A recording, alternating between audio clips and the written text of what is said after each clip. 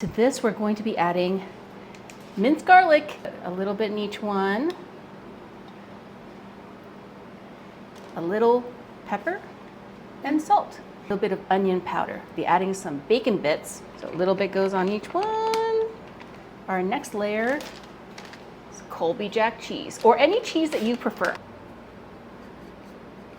Okay, and look, talk about how simple. This is gonna go in a 350-degree oven, just like this, for about 30 minutes. Look at these. These look so good. They're so cute. You can use green onions, but I like chopping up chives. I'm gonna take this one right here. See what I mean about it being like almost perfect for like a slider? Like you get a little, like a slider bun. I think it'd be amazing on that. I'm using a little sour cream. I'm gonna cut into this. Remember we had all those seasonings. We had that giant dollop of garlic on the inside. Take this bite, the onions and the bacon, and